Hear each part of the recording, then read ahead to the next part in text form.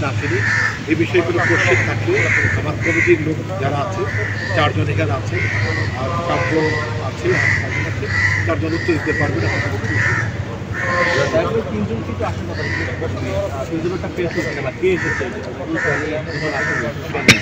এই বিষয়ে আমি বলতে চাই, একটু আগেও ধন্যবাদ আপনাকে, একটু আগেও আমি মনিকে ফোন করি, মনি মামা আপনি কি আসবেন?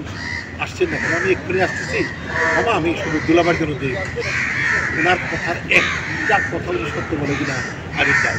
উনি এখন বলতে আসেন না, তবে রিপোর্টটা দিয়েছেন আমাদের ইঞ্জিনিয়ার ভাই কামরুল, মেয়ের জায়গায় উনি রিপোর্ট দিয়েছেন এবং উনি ইঞ্জিনিয়ারিংয়ে কাজ করেছেন কম না, কাজ করেছেন আরও করবে। ওরা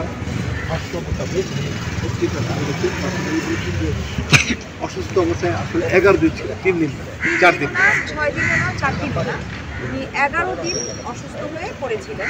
ওনার বাথরুম হচ্ছিল বিছানাতেই। তো উনিও বলেছেন যে তখন এটাই গাফলতি মানে ছিল, ডাক্তারটা দেখানো চাই। এখন আমরা এগুলো আজকে সবাই মিলে তদন্ত করবো। তদন্ত করার পর আরও ওনাদের যে হসপিটালের রিপোর্টগুলো আছে সেগুলো আমরা আনতে বলেছি, সেগুলো আমরা তদন্ত করব। তারপরে আমার কমিটির অনেক মেম্বারদের হুঁশিয়ারি দেওয়া হচ্ছে বিভিন্ন এপিবিএন নাম্বার দিয়ে, ভয় দেখানো হচ্ছে যে এটা আমাদের করবেন না, এগুলি আমরা ধরে নিচ্ছি, এটা মনে করা আসেও নাই, আরও বেশি প্রমাণ হয়। He is very damn sure, right? উনি মানে ওর জায়গা অনেক বড় থেকে ভালো, কিন্তু ন্যায়ের পথে থাকলে খুব ভালো হয়। এখন একটা অন্যায় করে পুলিশ আমাদের দেখাতে যায়, আমরা বোধহয় বসে বসে তাদের। তো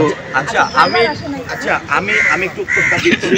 সেটা হচ্ছে যে আপনারা জানেন যে আমরা সবচেয়ে বড় বিষয়, আমরা বাংলা চলচ্চিত্রের একজন কিংবদন্তি অভিনেত্রী অঞ্জনা আপাকে হারিয়েছি এবং অঞ্জনা আপার মৃত্যুর পর থেকে যেহেতু তার পরিবারে আসলে রক্তের কেউ ছিলেন না, এবং আপনারা সারা দেশের মানুষ বা যারা আপনারা গণমাধ্যম কর্মীরা আছেন আপনারাও অবগত আছেন যে তার পালিত একজন ছেলে ছিল এবং পালিত মেয়ে, এবং তার মেয়ের একজন হাজব্যান্ড রিপন ভাই, যিনি আমার হাতে যে আজকে রিপোর্টটি দিয়েছে তার নাম হচ্ছে SM কামরুল আলম রিপন ভাই।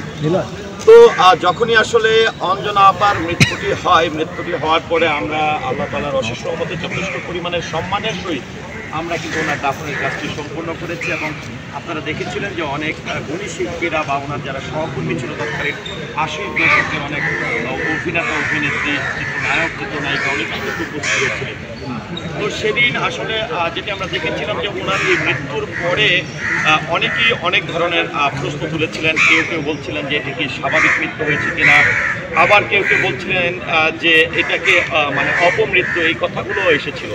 তো তার পরিপ্রেক্ষিতে আমরা যেদিনই আসলে অঞ্জনা আপাকে শেষ বিদায়টি দেওয়ার জন্য FDC-তে নিয়ে আসি, সেদিনই আসলে আমাদের শ্রদ্ধাভাজন, আমার ভালো লেগেছে যে যারা গুণী শিল্পীরা, বিশেষ করে আলমগীর ভাই থেকে শুরু করে শ্রদ্ধাভাজন আমাদের উজ্জ্বল সাহেব, তারপরে আমাদের ইলিয়াস কাঞ্চন সাহেব, সবাই কিন্তু অঞ্জনা আপাকে একদম FDC থেকে শেষ বিদায়টি দিয়ে এগুলো নিয়ে পর্যালোচনা করতে বসেন।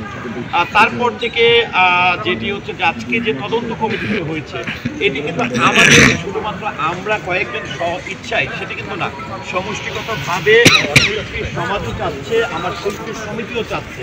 এবং আপনারা দেখেছেন যে আমরা এর আগেও বিবৃতি দিয়েছিলাম যে অঞ্জনা আপা মারা যাওয়ার আগেও কিন্তু কিছু গণমাধ্যম ভুয়া তথ্য প্রচার করছিল যে অঞ্জনা আপা মারা গেছেন। তখন আমিও নিশ্চিত করেছিলাম যে যে কোনো মৃত্যুর সংবাদ হলে অবশ্যই তিনি একজন সম্মানিত শিল্পী, একজন কিংবদন্তি অভিনেত্রী, এবং আমাদের শিল্পী সমিতির যিনি ক্যাবিনেটে ছিলেন অনেকবার, সেই প্রেক্ষাপটে অবগত করব। তো এইভাবে কিন্তু এই জায়গা থেকে এসে আমরা কিন্তু বরাবরই আপনাদেরকে সব কিছু ওপেনলি বলার চেষ্টা করছি। তো যেহেতু একদমই যেদিন শেষ বিদায়টি দেই সেদিন অনেক সিনিয়র আর্টিস্ট এসে এই বিষয়টার সঙ্গে যুক্ত হয়েছেন, এবং যখন এই প্রশ্নগুলো উঠেছে তখন কিন্তু সিনিয়ররা মিলেই আপনারা জানেন যে এই যে জানুয়ারি মাসে কিন্তু অঞ্জনা আপা সহ টোটাল আমাদের 26 জন, এই মাসে যদি 2025-এর কথা বলতে চাই, শ্রদ্ধাভাজন কিংবদন্তি অভিনেতা প্রবীণ মিত্র, অর্থাৎ মোহাম্মদ হাসান ইমাম দাদা, তারপরে অঞ্জনা ম্যাডাম সহ 26 জন পরলোক গমন করেছেন। এবং সেই প্রেক্ষাপটে আমরা প্রতি মাসে কিন্তু শিল্পী সমিতিতে একটা মিলাদের আয়োজন আমরা করে থাকি, সবার আত্মার শান্তি কামনা করে দোয়া প্রার্থনা করেছি। তো সেদিন আমরা মিলাদ সম্পন্ন করে আমরা সেখানে প্রবীরদার যারা আত্মীয় স্বজন পরিবার পরিজন, অঞ্জনাদিরও পরিবার পরিজন, যেহেতু আমরা জানি অঞ্জনাদি ওনার বোন, ওনাকেও আমরা আমন্ত্রণ জানিয়েছি। কারণ মনে হয়েছিল যেহেতু ওনাকে নিয়ে বিভিন্ন অ্যাঙ্গেল থেকে কিছু সমালোচনা হচ্ছিল, আলোচনা হচ্ছিল, সেখানে যেহেতু পরিবার থেকে কেউ আসছে নাই, এটি কিন্তু আমাদের সম্মানিত সিনিয়র ভাইস প্রেসিডেন্ট মহোদয় থেকে শুরু করে প্রেসিডেন্ট এবং অন্যান্য যারা ছিলেন তারা সবাই কিন্তু ওনার পরিবারের সঙ্গে যোগাযোগ করেছে। যেহেতু বিভিন্ন অ্যাঙ্গেল থেকে আলোচনা আসছিল যে আসলে ওনার মৃত্যুটা কিভাবে হয়েছে, অনেক ধরনের প্রশ্ন করেছে, সেখানে রঞ্জনা দিয়ে এসেছিল এবং রঞ্জনা দি সহ আমাদের কিন্তু এখানে আলোচনা পর্যালোচনা হয় এবং সেখানে একজন কোনটা মোবাইল আমারটা বলে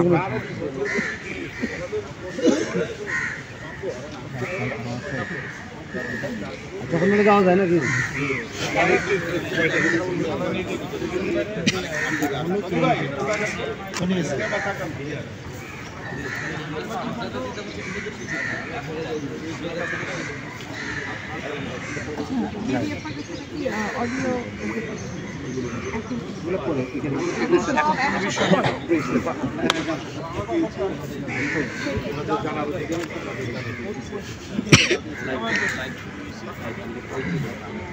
ভাই যারা ফোন আছে যারা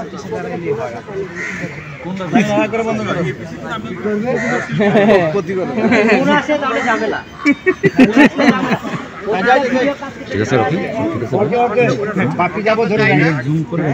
আচ্ছা যাবো, আমরা যাবো। দেন দেন আপনি লাইভ দেন, আপনি লাইভ দেন, আসলে প্রবলেম নাই।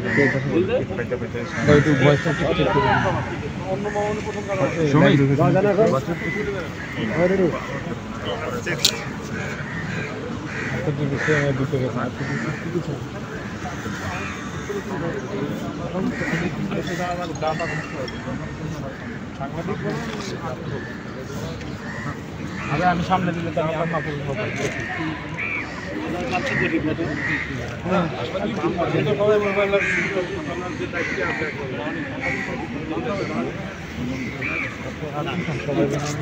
শ্রমিক ভাই সাউন্ডটা সাংবাদিক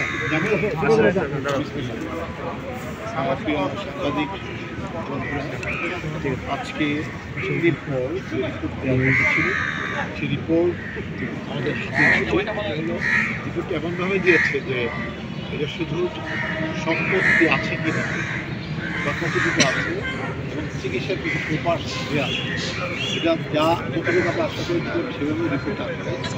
এখন এইটার করে আমরা কাজ করব।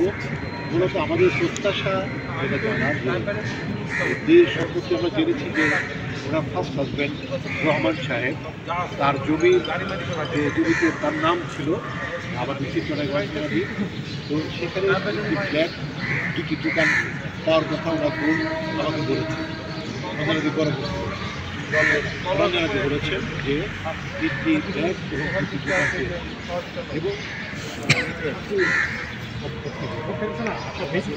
দাদার সম্পত্তি দুই বোনের পাওয়ার কথা সেখানে যিনি করেছেন সে টাকাটা ওনাদের মানে মনি এবং অন্যরা হাফিজ বড় বোনকে দেওয়া হয়, ছোটবোনকে দেওয়া হয়।